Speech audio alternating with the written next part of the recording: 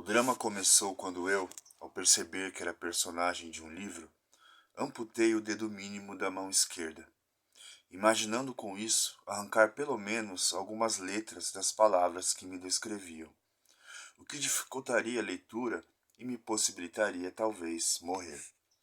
A minha existência sempre foi uma sucessão de armadilhas, mas, sem o saber, eu vivera por muito tempo como se os acontecimentos fossem jogados diante dos meus sapatos pela mão trêmula do acaso.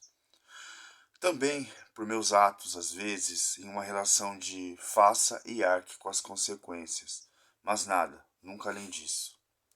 Se agora o digo, é apenas porque o jogo da insubmissão, de desviar-se de um destino traçado linha a linha em cadernos de folhas amareladas, com caligrafia quase ilegível, esse jogo seguramente agrada ao meu autor. É como se suas mãos se movessem e criassem, mas em alguns lapsos de atenção, o percurso em azul ou vermelho se construísse sem que sua vontade tivesse ou quisesse ter o controle. Essa possibilidade eu não suporto nem mesmo imaginar, que até mesmo meus motins são presentes seus. É assim que se inicia Nunca ao Nome do Menino, do Estevão Azevedo. A gente tem aqui uma narradora que vai contar a sua história em primeira pessoa.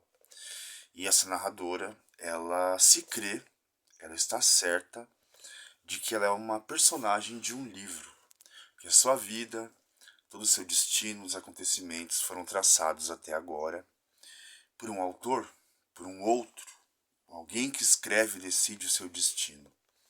Essa personagem, ela então, como eu li aqui nesse trecho, logo no começo do livro, ela resolve amputar um dedo da mão, o dedo da mão esquerda, para de alguma forma tentar tomar controle da situação e dos acontecimentos que virão adiante. Ela quer tirar esse poder desse suposto autor e tomar as rédeas da sua vida. Na narrativa, a gente vai vendo essa personagem voltar para o passado. O livro é dividido em capítulos, digamos assim. Um capítulo está no presente e um capítulo está no passado. E assim vai indo, a gente vai conhecendo um pouco a trajetória aí dessa personagem. E no passado ela vai descrevendo uma situação, uma história ali que começa na infância e vai até a adolescência, no qual ela se relaciona com o menino do título, com quem ela vive ali as descobertas da paixão, do sexo, da vida. Ela vai se descobrindo uma pessoa diante de um outro, ao qual ela ama e é amada supostamente, né? No decorrer da história, essa personagem, quando ela está no presente, narrando o presente da vida dela, ela passa numa jornada desgovernada de autodestruição e reafirmação dessa sua ideia imaginária de ser a personagem de um livro, né? Ela vai se colocando em situações de risco, ela vai entrando num cotidiano bem caótico, ela tem alguns encontros ali com dois homens específicos, né? Homens bem diferentes, aliás, desse menino do passado dela, né? É um livro que tem muita imprevisibilidade, você não sabe o que vai acontecer a cada capítulo. É uma personagem bastante imprevisível, né? E ela parte aí nessa busca para se vingar desse suposto autor que escreveu sua história, de alguma forma culpando ele por seus infortúnios, né? Especialmente no acontecimento com esse menino do seu passado, porque ela teve ali um vínculo, uma relação muito intensa, né?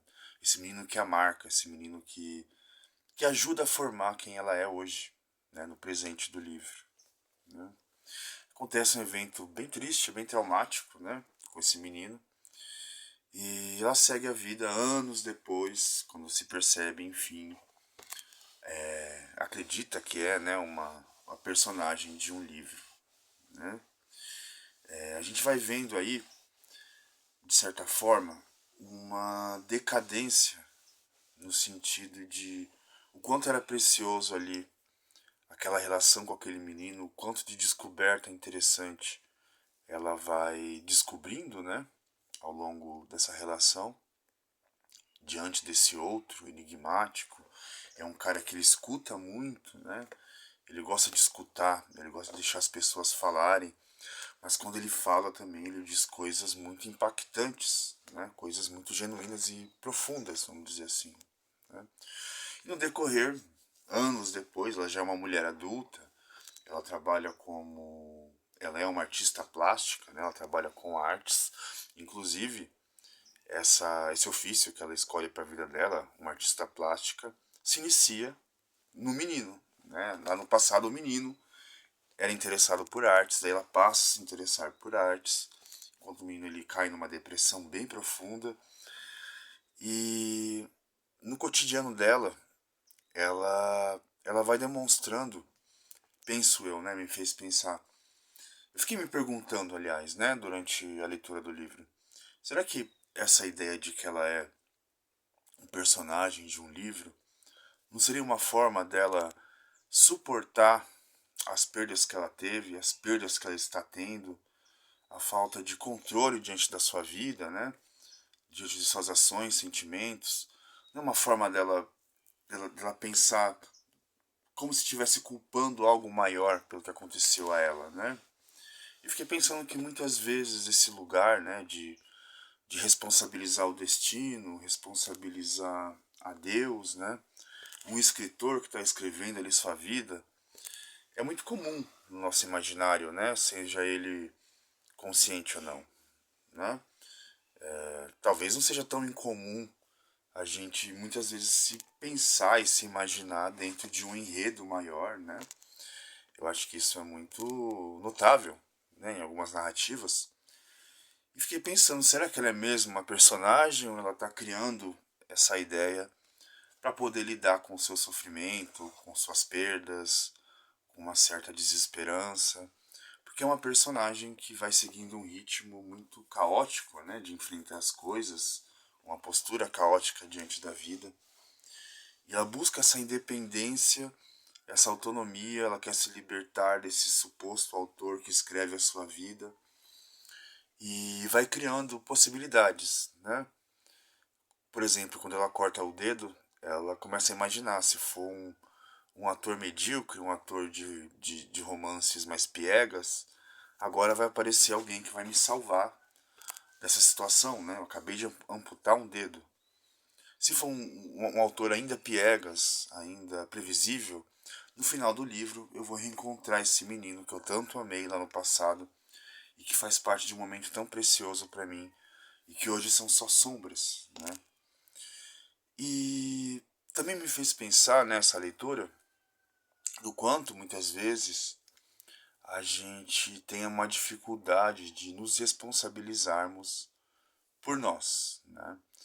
Não estou dizendo aqui que não existem fatores externos, multifatoriais, né? Situações diversas na vida que nos leva a ser quem somos, que nos leva aonde estamos hoje, né? Muita coisa a gente não tem controle de fato e é mesmo imprevisível, né? Mas esse movimento da personagem me faz pensar que diante de uma dor muito forte, diante de trauma muito agudo, diante de algo que se perdeu e não vai mais ter, e o quanto isso pode ser sofrido, né? Diante desse tipo de situação, muitas vezes a gente não recorre a essa ideia mesmo, né? O que a vida fez comigo, o que o destino fez comigo, o que Deus fez comigo, o que, enfim, o que, que é isso que, que está aquém de mim, além de mim, acima de mim, que vai movendo os movimentos que a vida vai me mostrando, que eu vou fazendo na vida, né?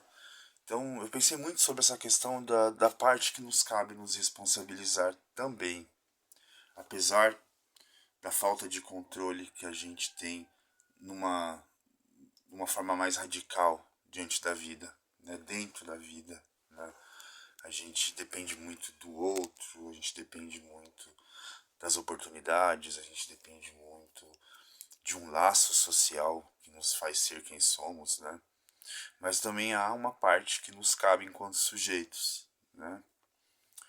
Então, é um livro que suscita muitas questões e ele também mobiliza muitos afetos e sentimentos, né? Acho que faz pensar muito na vida, né? A gente é mesmo um personagem dentro de uma estrutura no qual a gente é menor, perto de algo maior, sabe? Seja Deus, fosse um autor, né? De repente a gente está mesmo dentro de um livro e a gente começa a pirar um pouco, né? Mas, brisas à parte, o final ele é muito surpreendente. É um final que, assim, sem exagero, me deixou de boca aberta, né? Porque tem um encontro ali no final que, pra mim, foi inesperado.